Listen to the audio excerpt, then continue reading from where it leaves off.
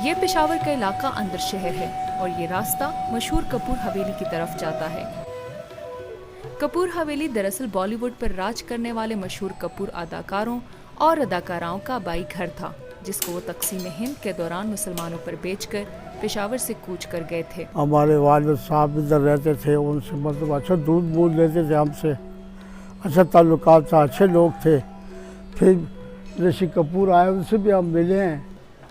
कपूर हवेली की मलकियत माजी में काफ़ी मौजूद बहस रही है, लेकिन मौजूदा मालिक ने एक मरतबा फिर ये कहकर बेसुकूनी फैला दी है कि वो इस इमारत को गिराकर इस पर कमर्शियल प्लाजा तामीर करवाना चाहते हैं। तकरीबन 100 साल पुरानी 6 मंजिला ये हवेली पुराने पेशावर की यादें ताज़ा करती है।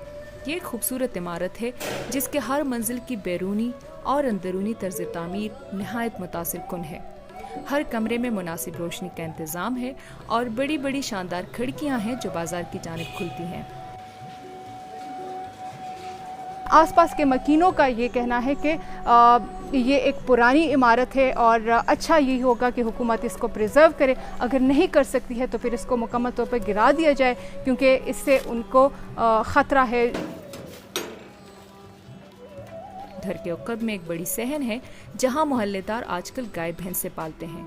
या तो इसको बना दें, अगर इसको बनाते नहीं इसको गिरा दें, क्योंकि ये बिल्कुल डैमेज है, ये ख़तरा है। कहीं ना देखते हैं यहाँ पे बटे भी नीचे गिरते हैं, पत्थर भी नीचे आते हैं, लोग ज़ख्मी होते हैं। लेकिन महकमा औक़ाफ़ वाले आते हैं, हम उसको कहते हैं कि भाई इसको ठीक हो, सब हाँ कहते हैं, लेकिन अमल कोई अमल नहीं करता इस पर।